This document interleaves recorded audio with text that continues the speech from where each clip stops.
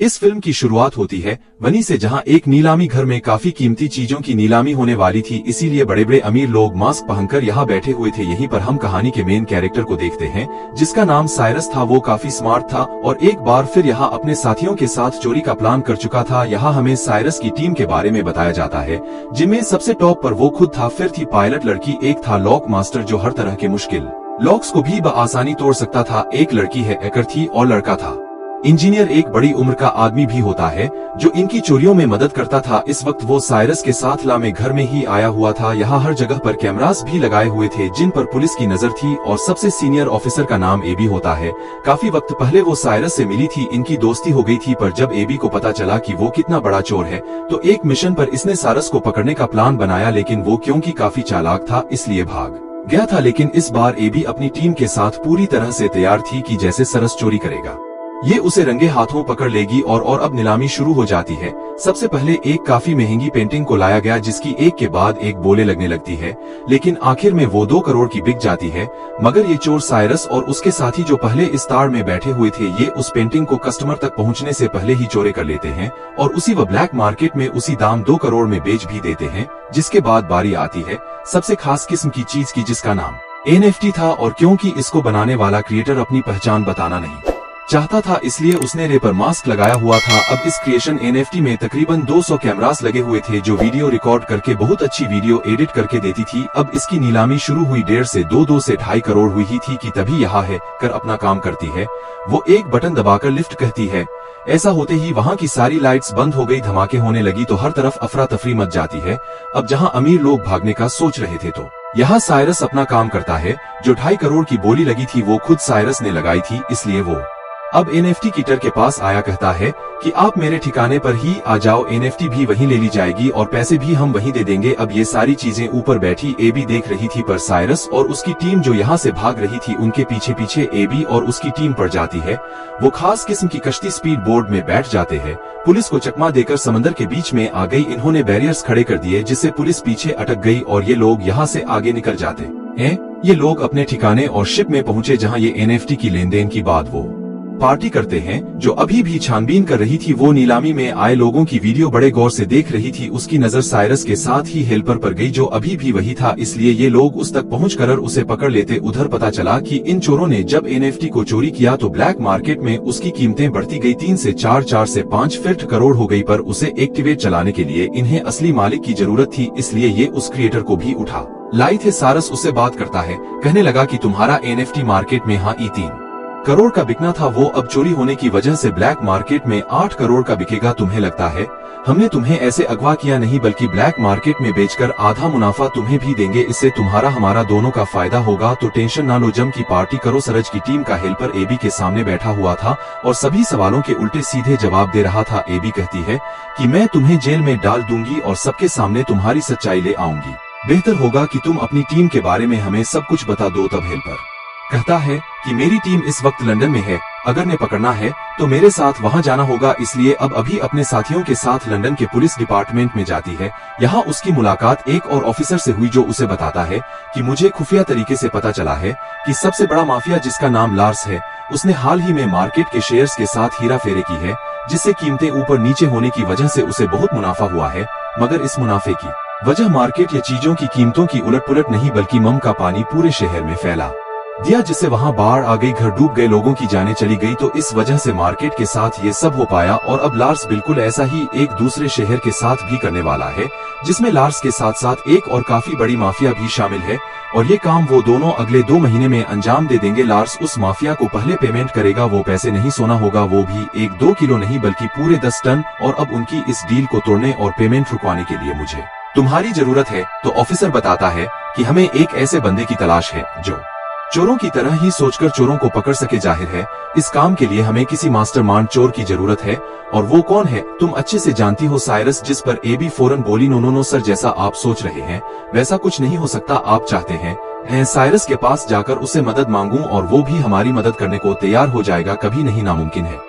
ये तब ऑफिसर कहते हैं कि तुम्हें कैसे भी करके उसे मनाना होगा ताकि हम लार्स को रोक सके। इस पर अभी मान गई फौरन पहुंच जाती है साइरस के पास। यहाँ दोनों एक दूसरे को ही दोष देने लगते हैं कि तुमने धोखा दिया, तुमने दिया। पर आखिर में बात खत्म करके साइरस उसकी आने की वजह पूछता है, जिस पर एबी कहती है कि तुम्हें मेरे लिए एक चोरी करनी होगी और उसे वो सारी बातें बता देती है जो एबी को ऑफिसर ने बताए। फिर कहती है कि तुम्हें वो सारा सोना चोरी करना होगा, जिसके बाद साइरस ये सारी बात अपने साथियों को भी बताता है। उसके साथी चौंक तो गई, पर साइरस कहता है कि समझ सकता हूँ कि यह काम मुश्किल है लेकिन करना बेहद जरूरी है, क्योंकि अगर वो लोग अपने प्लान में कामयाब रहे तो पूरा शहर बाढ़ में भेज जाने की वजह से बर्बाद हो जाएगा, मासूम लोग मर जाएंगे। और अब बारी बारी सारे लोग पता लगवाने की कोशिश करने लगते हैं कि आखिर लार्स और वो माफिया ये प्लान अंजाम कैसे देंगे। पता चला कि वो सारा सोना सबसे पहले लार्स के अड्डे से निकलेगा, फिर ट्रक्स के जरिए वहाँ से ले जाया जाएगा, जिसके बाद वो प्लेन के जरिए उसकी मंजिल तक भेजा जाएगा। इसलिए अब यहाँ साइरस और उसकी टीम अपने अपने कामों में लग जाती है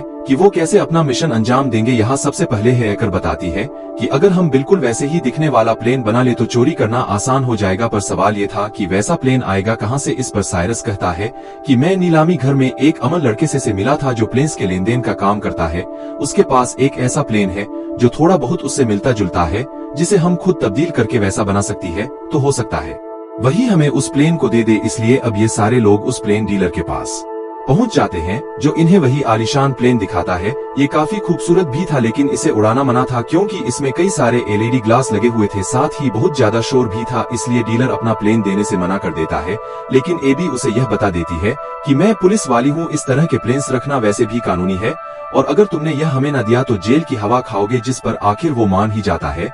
अब प्लेन तो मिल गया था, तो अगला सबसे बड़ा मसला यह था कि रडार पर हेरा फेरे कैसे गजाए, जिसके लिए इन्हें बनाना होगा पीएसआई जो इस तरह के सिग्नल्स बनाएगा जिससे हालांकि हवा में दो ही प्लेन्स उड़ रहे होंगे मगर वो सिग्नल सिर्फ एक ही प्लेन दिखाएगा। लेकिन यहाँ एक छोटा सा मसला था, मतलब जब इन दोनों प्लेन्स को एक दूसरे के ऊपर नीचे करेंगे तो कुछ वक्त के लिए रडार पर ये दोनों ही प्लेन्स नजर आएंगे जो हेडक्वार्टर में बैठे हुए लोग देख लेंगे। इसलिए इनने वहाँ अपने किसी खास आदमी को बिठाना था, जिस पर एबी कहती है कि एयरपोर्ट पर मैं एक ऑफिसर को जानती हूँ जो मेरा दोस्त है, वो हेडक्वार्टर में ही बैठा होता है, तो हमारा काम वो कर देगा। इसलिए ये अब उस ऑफिसर से जा मिले जो व्हील चेयर पर था। इन्होंने अपनी बात रखी जिसके लिए वो साफ साफ मना कर देता है कि सॉरी मैं ये काम नहीं करूंगा क्योंकि इसमें चोर शामिल है।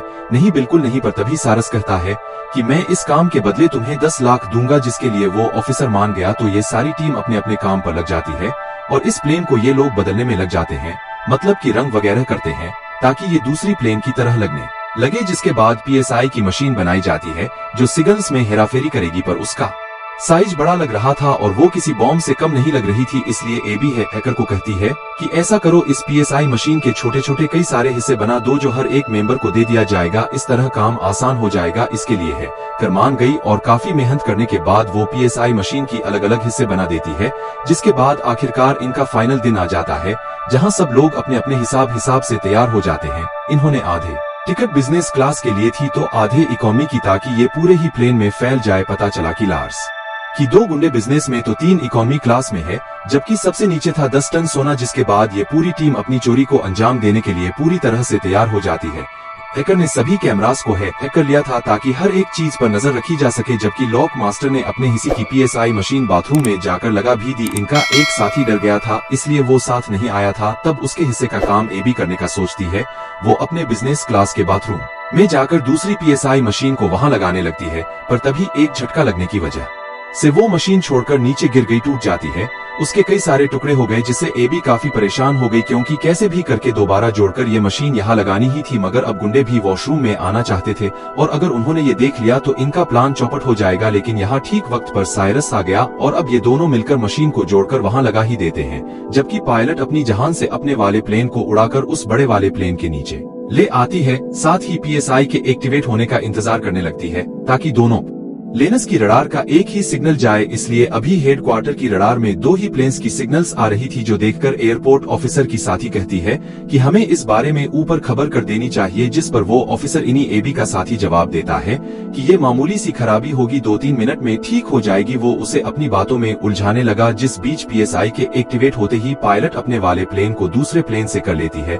ऐसा होते ही सिग्नल मिलने लगे जिसे अब रडार पर बस एक ही प्लेन नजर आने लगता है। तब ऑफिसर अपने साथी को कहता है, देखो मैंने कहा था ना ये खराबी है। लो अब ठीक भी हो गई। अब उधर लॉक मास्टर नीचे वाले एरिया में पहुंचता है जहां सोने वाली तिजोरी पड़ी हुई थी। वो अपनी हाईटेक मशीन को तिजोरी पर लगाकर उसका लॉक तोड़ने की कोशिश करता है, पर इस बीच गुंडों को शक हुआ, इसीलिए वो अपने सोने तक पहुंचने की कोशिश करने लगते हैं। इस बात की खबर जैसे सारस को हुई वो उन्हें रोकने में लग जाता है, जिससे उन सब चोरों की लाट के गुंडों से लड़ाई शुरू हो जाती है। इनकी जबरदस्त हाथापाई होने लगती है। चलते हुए प्लेन में ये लोग लड़ रहे थे। अब झटके लगने की वजह से पायलट को लगता है जैसे प्लेट में कोई गड़बड़ी है, इसलिए वो फौरन हेडक्वार्टर में खबर करता है। तब एबी का साथी ऑफिसर से कहता है कि मौसम खराब है, इसलिए आपको पास के हवाई अड्डे पर प्लेन को उतारना होगा। तब उसकी बात मानकर पायलट प्लेन को उतारने लगता है, पर यह जगह प्लेन को लैंड करने के लिए छोटी थी, जिस वजह से उसे हालांकि काफी मुश्किलात का सामना करना पड़ता है। लेकिन वो जैसे तैसे प्लेन को उस छोटे से हवाई अड्डे पर उतार ही लेता है। इसलिए अब साइरस की पायलट साथी भी प्लेन को वहां लैंड करवा लेती है। पर इस बात का लार्स को भी पता चल गया था कि हमारा प्लेन हाईजैक हो गया है। जहां उसे लैंड करवाना था वहां होने की बजाय कहीं और करवा दिया गया है। इसलिए लार्स अपने साथियों को कहता है कि जिसने भी मेरे सोने को मुझ तक पहुंचने से रोका है उन्हें खत्म कर दो या फिर मेरे पास लेकर आओ। उधर लॉक मास्टर सारस से माफी मांगता है कि प्लीज मुझे माफ कर दो, मैं टाइम के अंदर अंदर लॉक तोड़कर सोना नहीं चुरा पाया। अब ये सोना गुंडों और इनके हेड माफिया डार्स के हाथ लग जाए और ये अपनी खतरनाक डील कर लेंगे। अब इनके पास और कोई रास्ता नहीं था, इसलिए गुंडों के साथ सोने समेत ये लार्स के पास जाने लगते हैं। इन्हें प्लेन के जरिए इनकी पायलट ही ले जा रही। उधर लार्स के पास वो माफिया भी आ जाती है। वो चाहती थी कि डेल होते ही जल्द से जल्द शहर में बाढ़ आ जाए ताकि मार्केट के शेयर्स ऊपर नीचे होने से दोनों को ही फायदा हो। लेकिन उस माफिया को भी पता चल गया था कि जिस प्लेन के जरिए इनका सोना आ रहा था वो हाईजैक हो गया है। पर लार्स उसे समझाता है कि मेरे गुंडों ने सूरत हाल को अपने कंट्रोल में कर लिया है, माल आपको मिल जाएगा, बस डील को कैसे भी करके आज की आज ही फाइनल करना। उधर प्लेन में अभी भी लड़ाई हो रही थी, जिस वजह से पीसीआई के सारे हिस्से बर्बाद हो गए। ऐसा होने से अब हेडक्वार्टर की रडार में दोनों प्लेन्स दिखने लगते हैं। तब प्लेन को ट्रेस करके गवर्नमेंट अपने फाइटर जेट्स को प्लेन के पीछे भेज देती है हमला करने के लिए। लेकिन यहाँ साइरस और पायलट अपना दिमाग लगाते हैं। वो प्लेन को उल्टा करके लिख देते हैं कि इसमें लोग हैं, इसलिए हमला न किया जाए। इसीलिए फिलहाल वो फाइटर जेट्स उन पर हमला नहीं करते बल्कि पीछा करने लगते हैं, ताकि जब ये प्लेन लैंड हो तो पुलिस वहां जाकर सारी सूरत हाल को हैंडल कर ले। जिसके बाद अब ये प्लेन लैंड होता है लार्स की महल के ग्राउंड में, जो उसके आलीशान से घर को बर्बाद करते हुए आगे बढ़ने लगता है। सिर्फ यही नहीं बल्कि सिक्योरिटी दीवार को तोड़ता हुआ प्लेन अंदर जाने लगा। ऐसा होते ही सारा का सारा सोना भी निकलकर बाहर गिर जाता है। ये देखकर माफिया लार्स को कहती है कि अब तो मैं ये सारा सोना भी ले लूंगी, साथ ही हमारी डील भी कैंसिल। जो कहकर वो यहाँ से जाने लगी, पर लार्स जिसे गुस्सा आ गया था वो उसे शूट करके मार देता है।